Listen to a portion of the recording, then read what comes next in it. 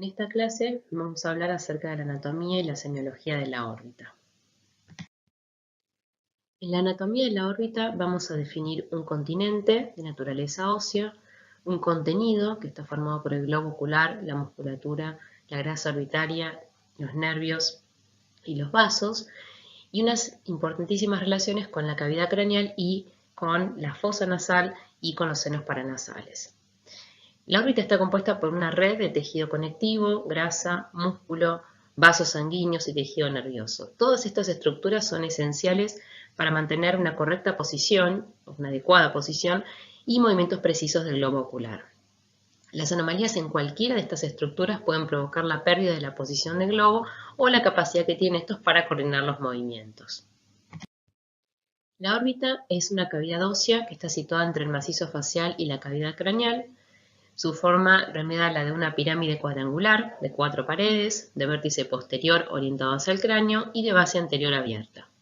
Las aristas de la base se encuentran reforzadas y constituyen el denominado reborde orbitario. La órbita está constituida por 7 huesos, que son el frontal, el maxilar superior, el cigomático, el efenoides, el etmoides, el hueso lagrimal o unguis y el hueso palatino.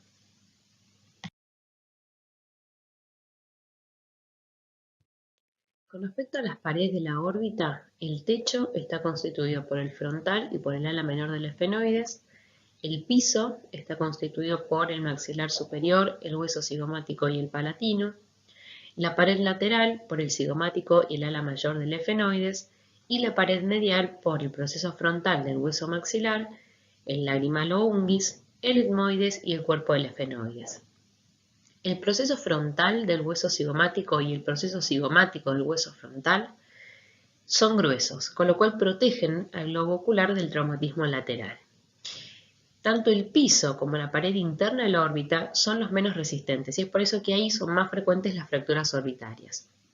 Por lo tanto, teniendo en cuenta que la envoltura ósea de la órbita tiene diferentes grosores, cuando hay un aumento de presión brusca dentro de la órbita por un traumatismo directo sobre la misma, se van a romper los huesos más frágiles.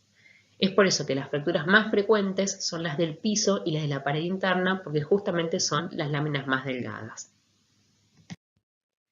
En esta diapositiva observamos lo que es la anatomía ósea de la pared interna o medial de la órbita, que está formada de anterior a posterior por el proceso frontal del maxilar, como dijimos, el hueso lagrimal, el etmoides y el efenoides. La porción más delgada de la pared medial es la lámina papirácea, que se encuentra cubriendo medialmente a los senos etmoidales. Todos los procesos infecciosos, inflamatorios o neoplásicos de los senos etmoidales comúnmente se extienden a través de la lámina papirácea y causan celulitis orbitaria y proptosis. La pared medial se vuelve más gruesa hacia atrás o posteriormente en el cuerpo del efenoides y anteriormente en la cresta lagrimal posterior del hueso lagrimal.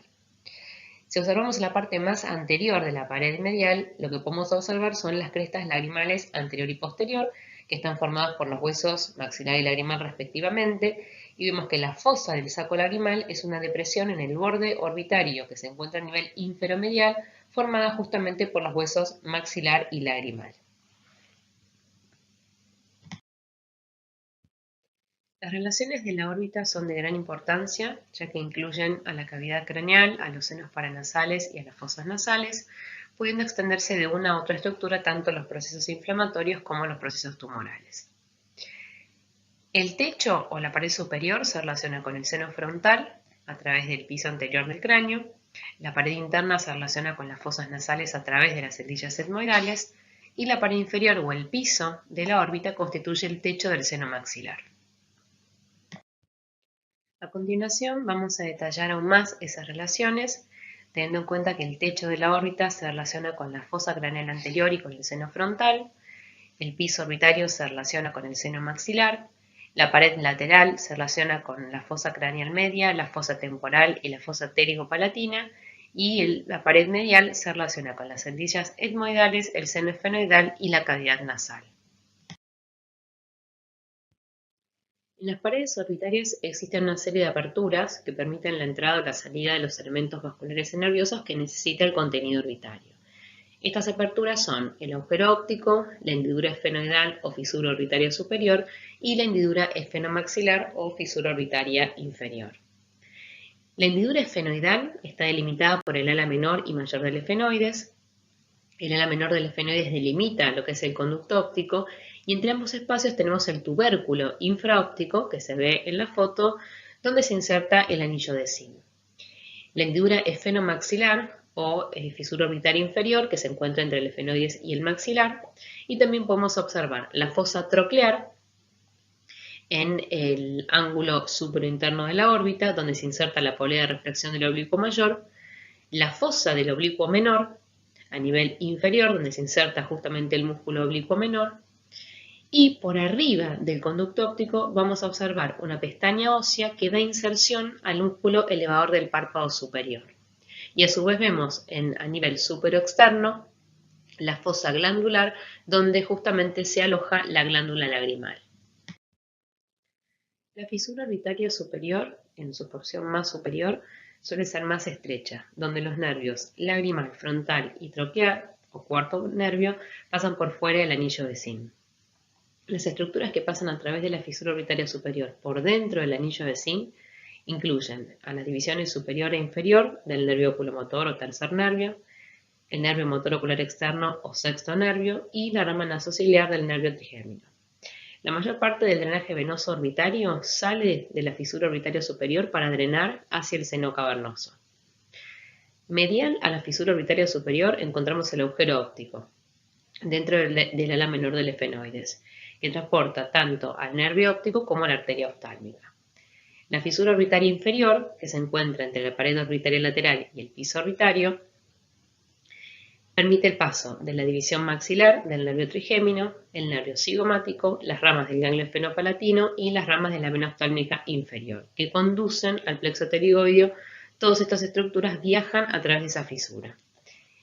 El nervio maxilar y la rama terminal de la arteria maxilar interna entran en el surco y en el canal infraorbitario para convertirse en el nervio y la arteria infraorbitaria, que van a salir por el agujero infraorbitario irrigando el párpado inferior, la mejilla, el labio superior y la encía anterior superior. A continuación vamos a referirnos a la periórbita, que es el revestimiento perióstico de las paredes orbitarias. Está firmemente adherida a todas las líneas de sutura, a los agujeros, las fisuras, todo el arco marginal y la cresta lagrimal posterior. En otros lugares la periórbita está débilmente adherida al hueso y en esos sectores son espacios potenciales donde se pueden acumular sangre, pus o incluso se pueden producir también crecimientos tumorales. Esos lugares donde la periórbita está menos adherida también proporciona un plano de disección conveniente para el cirujano. Posteriormente, la periórbita se continúa con la vaina del nervio óptico, donde la dura madre se fusiona con el canal óptico. Esto se puede ver más claramente en el corte sagital que tenemos a la derecha. La periórbita está muy vascularizada, tiene interconexiones entre sus lados óseos y el tejido blando, por lo tanto, el periosto no sirve como una barrera vascular. Sin embargo, esta estructura sí puede restringir ciertos hematomas subperiósticos y proporcionar temporalmente una resistencia a la propagación de infecciones y tumores desde los senos paranasales y los huesos circundantes hacia la órbita. Con respecto al contenido orbitario, vamos a mencionar el globo ocular, los músculos extrínsecos, la grasa orbitaria, los vasos y los nervios. Los músculos que se originan en el vértice orbitario y que se insertan en el globo ocular delimitan entre sí una formación conoide. Ese cono muscular vincula los músculos entre sí a través de una membrana conjuntiva, que es la cápsula de Tenon, y esa cápsula permite dividir dentro de la órbita un compartimiento intra y extraconal. El músculo oblicuo mayor, que se inserta en el vértice por dentro del tendón de Zinc, se refleja en una polea que se inserta en el sector superior e interno del techo de la órbita, y esa polea es un cordón fibroso que actúa como si fuera un ojal. El oblicuo menor es el único de los músculos extrínsecos del ojo que no se inserta en el vértice y que abraza al globo ocular por debajo. A continuación vamos a referirnos a la irrigación y al drenaje venoso de la órbita. Vamos a comenzar por la irrigación y vamos a mencionar a la arteria oftálmica, que es una de las ramas de la carótida interna que está originada inmediatamente tras abandonar el seno cavernoso, y esta arteria es la encargada de irrigar esta zona. La arteria oftálmica ingresa a la órbita por el agujero óptico, emite ramas que las vamos a ordenar en laterales, superiores y mediales al nervio óptico. Dentro de estas ramas colaterales de la arteria oftálmica vamos a mencionar a la arteria lagrimal, que se dirige por la pared lateral de la órbita para irrigar la glándula lagrimal, el músculo recto lateral y la parte más lateral de los párpados. La arteria central de la retina, que penetra en el nervio óptico irrigando la retina. Después tenemos las ramas que son superiores al nervio óptico, que son la arteria supraorbitaria. Esta arteria atraviesa el foramen supraorbitario junto al nervio homónimo y de esa manera se distribuye en los planos superficiales de la región frontal. Y después tenemos las ramas que nacen mediales al nervio óptico, que son la arteria etmoidal posterior, que abandona la órbita por el agujero etmoidal posterior, irrigando las celdillas etmoidales y la cavidad nasal, así como también las meninges de la región etmoidal. La arteria etmoidal anterior, que sale de la órbita por el agujero etmoidal anterior, ingresando a la cavidad craneal, donde emite la rama meninge anterior y continúa en la cavidad nasal. Estas dos arterias etmoidales anterior y posterior son importantes como landmarks o reparos anatómicos cuando hacemos un abordaje quirúrgico medial, y la arteria dorsal de la nariz, que es una de las ramas terminales de la oftálmica que abandona la órbita para irrigar justamente la parte superior de la nariz. Con respecto al drenaje venoso de la órbita, tenemos dos troncos principales, que son la vena oftálmica superior y la vena oftálmica inferior. La superior se origina de la unión de la vena supraorbitaria y la vena angular y abandona la órbita por la fisura orbitaria superior para introducirse en el seno cavernoso. Y la vena oftálmica inferior, que es una vena más pequeña o de menor calibre, que se origina anteriormente, recibe aquellas venas tributarias de los músculos y de la región posterior del globo ocular. Con respecto a la inervación, vamos a hablar del nervio óptico, del nervio oculomotor o tercer nervio, el nervio troclear o cuarto nervio, el nervio abducens o sexto nervio y el nervio oftálmico. El nervio óptico transporta las fibras aferentes que provienen de la retina hacia los centros visuales del cerebro. Después tenemos el nervio oculomotor que inerva a los músculos extrínsecos, excepto el recto lateral y el oblicuo superior. Se divide en dos ramas, la rama superior y la inferior. El nervio troclear o cuarto nervio, que inerva al músculo oblicuo superior, ingresa por fuera del anillo de Zinc, y el nervio abducens o sexto nervio, que inerva al músculo recto lateral. Con respecto al nervio oftálmico, que se divide en tres ramas antes de entrar en la órbita, los tres ramos son la rama lagrimal, rama frontal y rama nasociliar. La rama lagrimal inerva la conjuntiva y la porción lateral del párpado superior. La rama frontal, que emite dos ramas terminales, que son el nervio supraorbitario y el nervio supratroclear. Y la rama nasociliar, que emite la raíz sensitiva del ganglio ciliar y en su recorrido emite además los nervios ciliares largos, el nervio etmoidal anterior, infratroclear y el nervio etmoidal posterior. Finalmente, con respecto a la inervación de la órbita, tenemos el ganglio ciliar, que es un ganglio parasimpático del nervio oculomotor, que es atravesado por fibras parasimpáticas que sinaptan en este lugar, simpáticas postgangliolares y sensitivas. Este ganglio, como dijimos, se localiza en la región posterior de la órbita y tiene tres raíces, una raíz parasimpática, una sensitiva y una simpática. Eso fue con respecto a la anatomía de la órbita. A continuación, vamos a hablar de la semiología orbitaria, poniendo especial énfasis en la anamnesis o interrogatorio, la inspección, la palpación y la exploración funcional.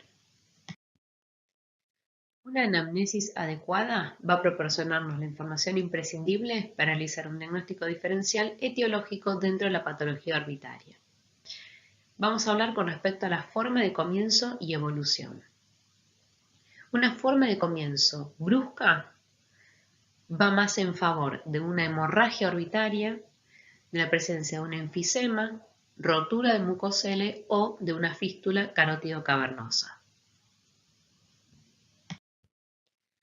Cuando la forma de comienzo es rápido pero no brusco, es más probable que sea de origen inflamatorio, es decir, todos los procesos inflamatorios que con frecuencia tienen su origen en los senos paranasales. Una forma de comienzo rápido y luego estacionario me habla más de un quiste hemático probablemente o de un pseudotumor orbitario. Cuando la evolución de la enfermedad es intermitente, podría tratarse de un varicocele orbitario, un edema angioneurótico o de un hemangioma. Dentro de la semiología orbitaria es fundamental prestar atención a la sintomatología asociada que refiere el paciente. Si el paciente refiere dolor, si es un dolor ocular, periocular, un dolor irradiado o un dolor que está desencadenado por los movimientos oculares. Es fundamental preguntarle al paciente si presenta diplopía, si presenta disminución de la agudeza visual o síntomas generales que acompañen a esa patología. Luego de una anamnesis completa, continuaremos con la inspección. Es importante tener en cuenta que la órbita, como dijimos, es una cavidad ósea que está abierta únicamente en la parte anterior, con lo cual cualquier aumento de volumen en el interior de la órbita será a expensas de una protrusión de las estructuras orbitales que se encuentran anteriormente, sobre todo del globo ocular. Y de esa manera es como aparece el signo característico más importante de la patología orbitaria, que es justamente la proptosis o el exoftalmos. Nos referimos a exoftalmos cuando es bilateral y nos referimos a una proptosis cuando es unilateral.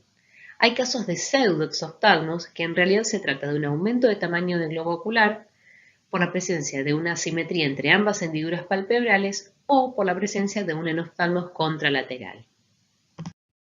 Con respecto a la protrusión ocular, como dijimos, tenemos las protrusiones que son monolaterales. Lo más frecuente es que las protrusiones monolaterales se den por neoplasias, en el 50% de los casos aproximadamente, y en menor medida por endocrinopatías, pueden ser protrusiones de origen vascular o de origen inflamatorio. Y cuando la protrusión ocular es bilateral, lo más frecuente es que se dé por una endocrinopatía y menos frecuentemente por malformaciones craneofaciales o por una tromboflebitis del seno cavernoso.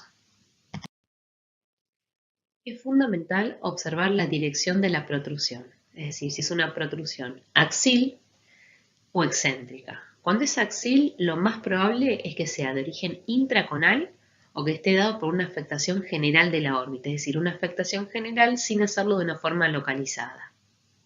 Cuando la dirección de la protrusión es excéntrica, este tipo de protrusión es propia de aquellos procesos expansivos de localización lateral que cuando van creciendo desplazan al globo ocular en dirección contraria a su posición en la órbita. Con respecto a la magnitud de la protrusión, es importante tener en cuenta que la sola inspección ya me permite determinar si existe o no una protrusión, pero la determinación más precisa se obtiene con la exoftalmometría. Por eso es importante siempre medirla y cuantificarla en milímetros.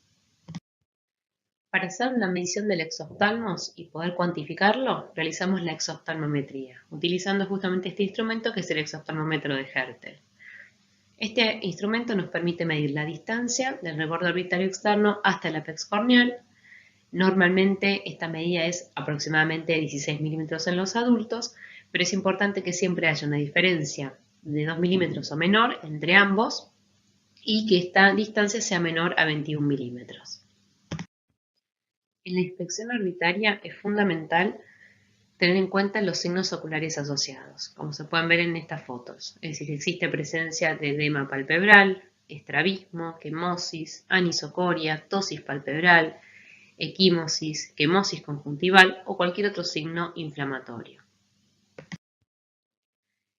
Es de buena práctica realizar la palpación comparada de ambos ojos, valorando la reductibilidad que va a ser máxima en la proptosis de origen vascular y va a ser mínima en los casos de tumoraciones y malformaciones óseas. Además de la reductibilidad, mediante la palpación tenemos que comprobar el carácter pulsátil, que es característico de la fístula o típica de la fístula carótido-cavernosa, y también puede ser pulsátil en un meningocele posterior por transmitir justamente las variaciones de presión del líquido cefalorraquídeo.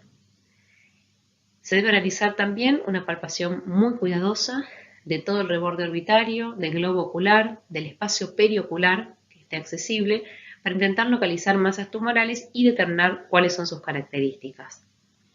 Debemos observar también el carácter doloroso de la palpación, que por ejemplo va a ser máximo en el caso de una celulitis orbitaria. Y por otro lado también hay que tener en cuenta que el dolor nos puede dar información de la localización orbitaria de la lesión.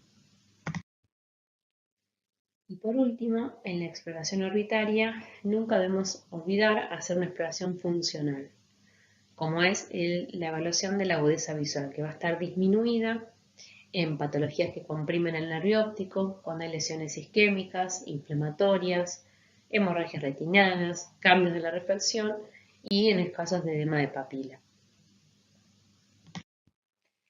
Finalmente, dentro de la exploración funcional, debemos tener en cuenta que el estrabismo va a estar ocasionado por un desplazamiento del globo ocular o también por una paresia o parálisis oculomotora.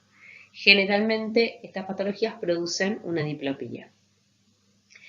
Esto es más frecuente en las proptosis o exoftalmos que se instalan de forma más rápida. Bueno, hemos finalizado la clase de anatomía y semiología de la órbita. Cualquier cosa que necesiten, cualquier duda o consulta, ahí tienen mi mail en la diapositiva, me pueden consultar para lo que necesiten. Gracias.